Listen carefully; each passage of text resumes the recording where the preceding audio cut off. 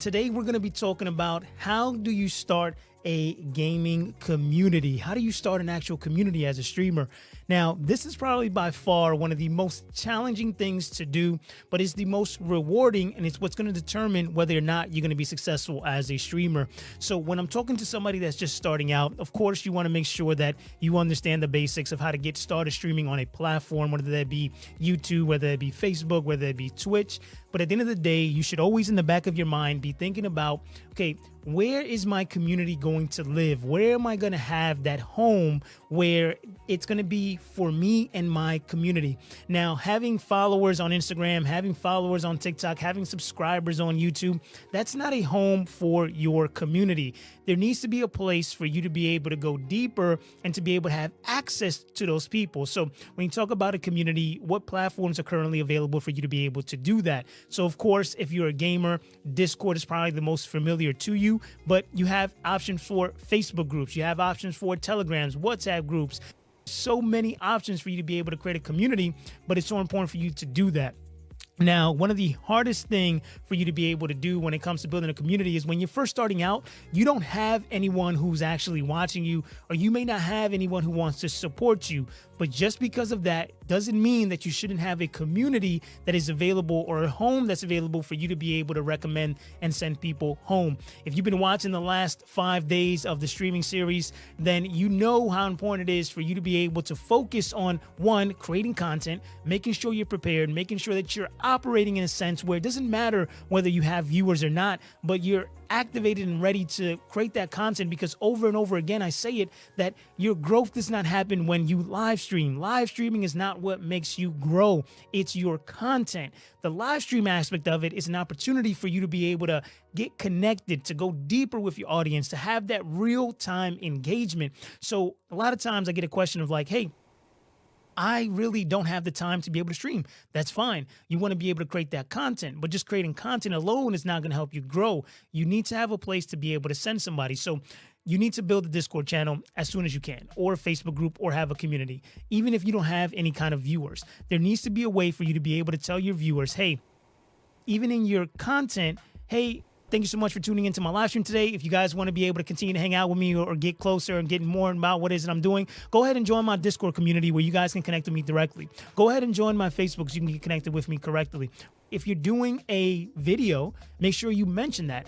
And maybe at the beginning, you may not have no one join, but the fact that you have a place to be able to send someone is going to help you be able to grow a lot faster. Now, you say, why do I need a community? Why can I not just have my subscribers and the people that follow me on the channels to be the people like my home? Why can't Instagram be that's where my followers are at? Why can't YouTube be where I have the community tab? I have stories. I have all these features. Why can't that be my home? Well, here's the thing.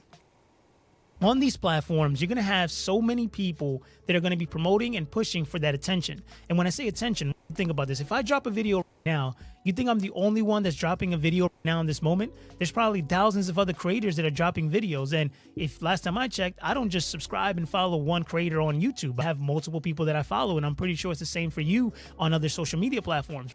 So if I have a home and a place for my community, like Discord, let's say, for example, when I drop a video, I have the opportunity to send out a notification to everyone in my Discord community so they know that I released a video. When you release a video on YouTube or any other social media platform, not everyone is going to get your notification. Not everyone's going to get notified. So this is a big thing where I focus heavily on having emails. I focus heavily on having a community to be able to have access to the people that I want to have access to at the same time.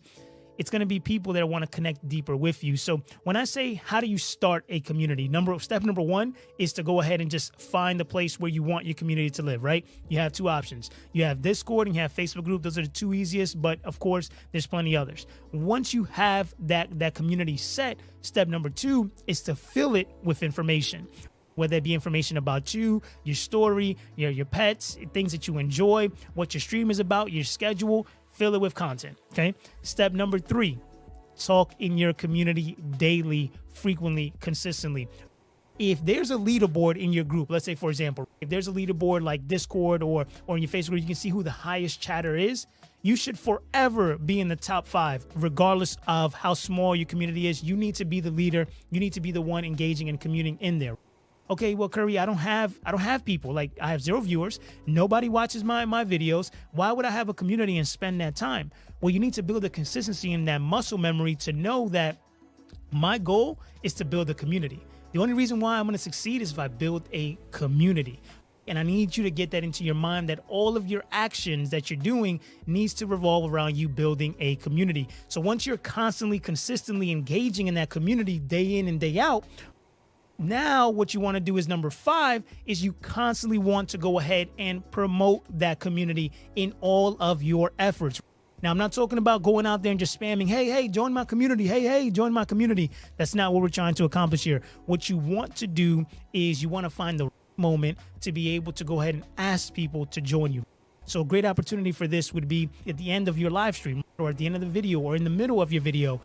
You know, if you're doing a content in the middle of the video, break it up and just say, hey, if you guys are interested in joining my Discord community to be able to learn more about what it is that I'm talking about, or to just connect with me on a deeper level and talk deeper about the game that we're playing, or some of the things that I've mentioned today in the live stream, make sure you join me in my Discord community so we can connect. Not only connect with me, but you'll be able to connect with some other amazing people in the community as well.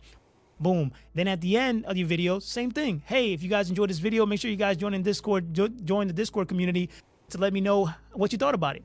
I'd love to hear your feedback and just learn more about you and see if you can be a part of our community. So it's all about consistency and repetition. The more that you encourage someone to be able to join your community, the more you're going to grow. And at the end of the day, having one person join today then can create another person to join. And if you're doing the things that you need to be doing and you're becoming the person you need to become, your community is going to actually grow. So we'll talk more throughout the stream today about community and what it takes to build a community deeper.